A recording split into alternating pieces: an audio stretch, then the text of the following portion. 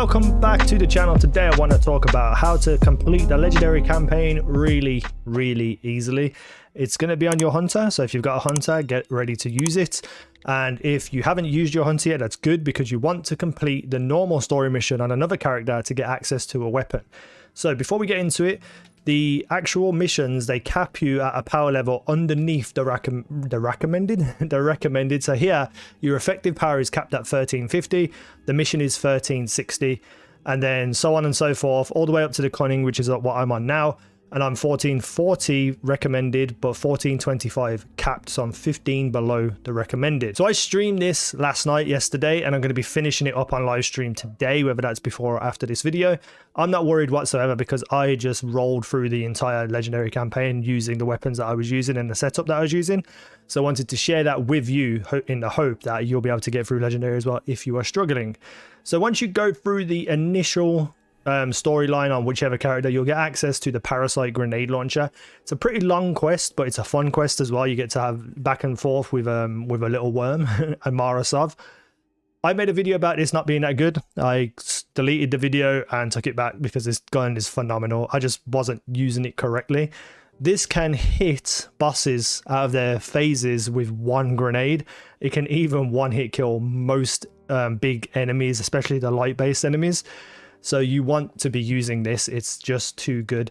And then we have the glaive, and these two weapons are the only ones that are necessary. The glaive, if you can level it up to level 16 and get everything unlocked. Impulse amplifier for increased projectile velocity. That means when you fire this, it will instantly hit people. Well, not instantly, but pretty much instantly. And frenzy, you know, when you're in combat for an extended time, increases damage handling and reload, which is always very useful. And you're going to be in combat quite a lot during the legendary campaign. So if you can get the upgraded versions of these, the improved versions, also get them as well. I put major spec on this so I can hit, you know, like orange bars enemies and stuff, and I feel like it does a slight bit more damage to the shields in legendary. The primary weapon, it's totally up to you. I've been using this pulse rifle because I love it. It's one of my favorite guns in the game right now.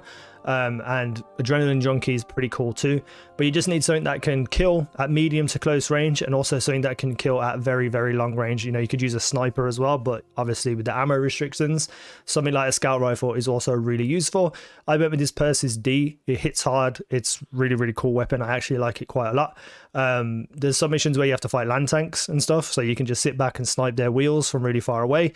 And also enemies that are just like really high up and far away, and turrets, Cabal turrets, you can take them out pretty easily with this gun. Now the reason why we're using Hunter and Glaive is we're building an invisible build. So basically you're going to be invisible a lot.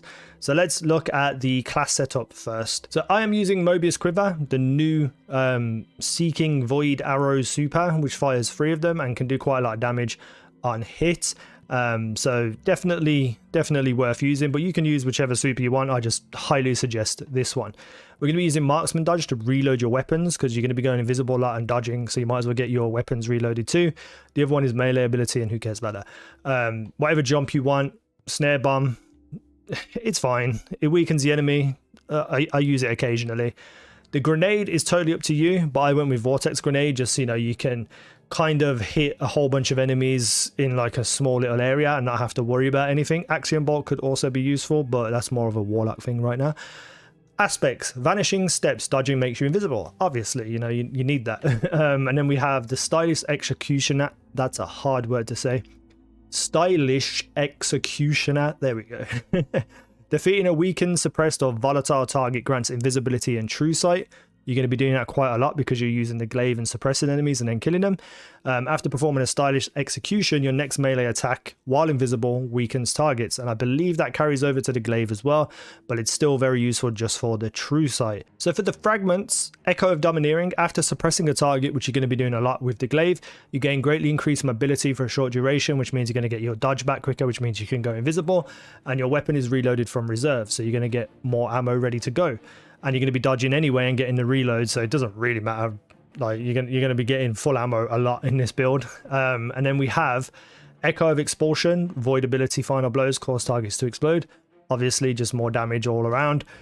Echo of Exchange, melee final blows grant grenade energy, and melee final blows start health regeneration for you and your nearby allies.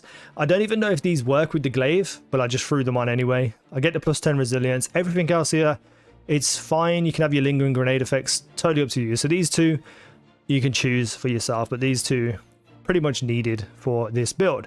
So let's talk about setup. You can go with the Graviton Forfeit, I do, for improved invisibility, or you can go with the Omnioculus, which I've heard is really good too. You gain extra damage resistance, but with the mods that we're using, I don't really think you need it.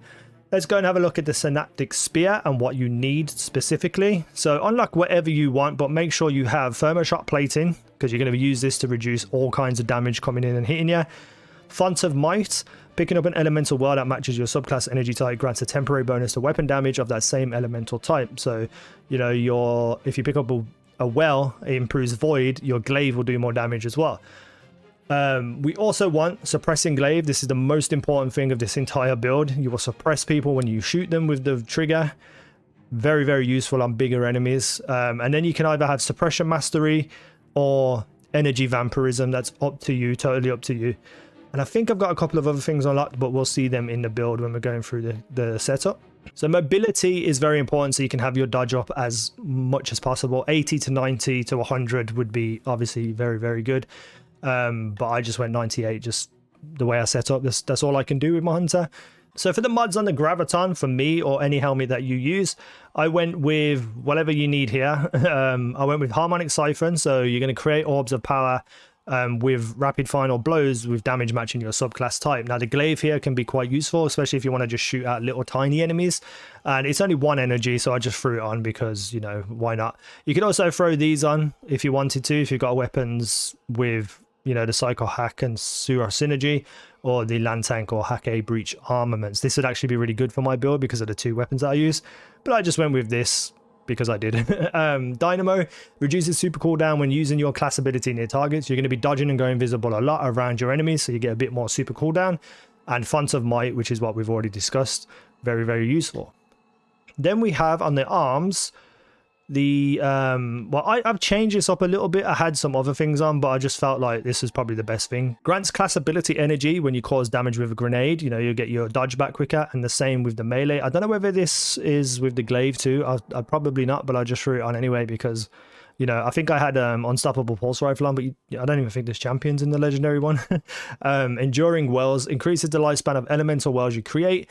This will make them last a little bit longer so that you can go and pick them up. You could also potentially have Volatile Flow, but it doesn't really work with the glaive. If you had something like a Gnawing Hunger, this would be very useful, but we're using the glaive for the suppressing, so, you know, it's not really that useful. But if you're not using the glaive, I highly suggest using Volatile Flow. But the chest piece, we have Thermoshot Plating, which gives you resistance to everything, and then we have the Void Resistance, so all my resistances are covered, and Reaping Wellmaker. After activating your class ability, your next weapon final blow on a combatant spawns a Void Elemental Well. You're going to be dodging a lot and going invisible. This is very useful for getting Void Elemental Wells.